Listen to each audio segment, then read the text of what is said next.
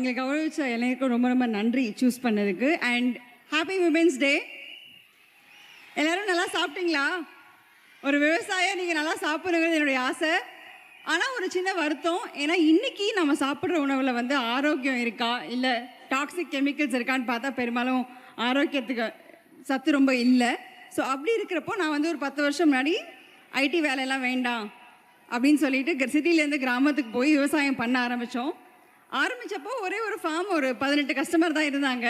ஆனால் இன்றைக்கி ஒரு 20,000 மேற்பட்ட குடும்பங்கள் வந்து நஞ்சிலா உணவை நோக்கி போயிட்டுருக்காங்க.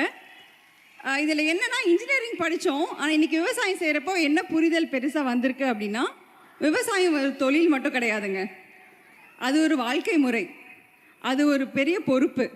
ஃப்யூச்சரோட ஆரோக்கியத்தை எங்களால் இன்றைக்கி வந்து பாதுகாப்பாக கொடுக்க முடியுங்கிறதுக்கான ஒரு பெரிய ரெஸ்பான்சிபிலிட்டி.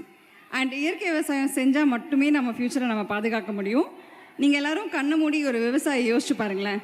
எல்லோரும் ஒரு செகண்ட் கண்ணை மூடிட்டு ஒரு விவசாயி அப்படின்னு யோசிச்சு பார்த்தீங்கன்னா, பெரும்பாலும் நம்ம மைண்டில் வர்றது வந்து ஒரு தாத்தா, ஒரு வயசான சுருக்கம் உள்ள ஒரு முகம் அப்படி தான் இருக்கும். கூகுளில் போய் நீங்கள் தேடினா கூட ஃபோட்டோவில் வந்து அப்படி தான் வரும். பெரும்பாலும் ஆண்கள் தான் வருவாங்க. ஆனால் சொல்லப்படாத விஷயம் என்ன அப்படின்னா, நம்ம இந்தியாவில் கூட 70% மேலே பெண்கள் தான் விவசாயம் பண்ணிகிட்டு இருக்கிறாங்க. களை எடுக்கிறதா இருக்கலாம், நாற்று நடதாக இருக்கலாம். ஆனால் ஒரு 10% கூட லேண்ட் ஓனர்ஷிப் கிடையாது.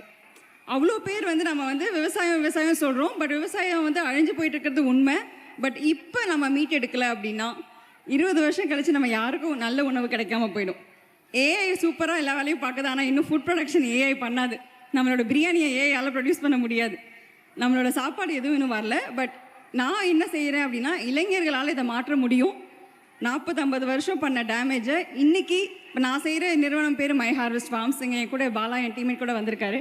ஸோ நாங்கள் இளைஞர்கள் எல்லா மாவட்டத்துலேயும் நாங்கள் எல்லாம் செஞ்சு என்ன பண்ணுறோம் அப்படின்னா, விவசாயத்தை மீட்டெடுக்கிற பணியில் இருக்கிறோம். தொலைஞ்சு போன நிறைய உணவுகள் இருக்குது. இப்போ அரிசி எடுத்துக்கிட்டிங்கன்னா 1,10,000 வெரைட்டி அரிசி இந்தியாவில் இருந்திருக்கு. ஆனால் இன்றைக்கி கேட்டால் 1000 கூட கிடையாது. ஸோ நம்ம உணவே மருந்து அப்படின்னு முன்னோர்கள் சொன்னதை நாங்கள் வந்து எப்படியாவது செய்யணுங்கிற ஒரு முனைப்பு எடுத்து ஒரு சின்ன விதை போட்டிருக்கோம்.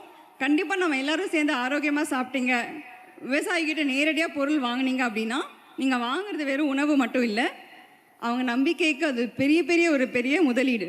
ஸோ உங்கள் ஹெல்த்துக்கு நீங்கள் ரெஸ்பான்சிபிளாக இருக்கணும்னா உங்கள் சாய்ஸஸ் ரொம்ப இம்பார்ட்டண்ட். ஸோ நீங்கள் சாப்பிட்றது அடுத்து வரும் சந்ததியருக்கான ஹெல்த் இன்வெஸ்ட்மெண்ட்டாக பாருங்கள். ஸோ எல்லாருமே நஞ்சலா உணவை நோக்கி போங்க. இளைஞர்கள் எங்களை சப்போர்ட் பண்ணுங்கள். Keep supporting.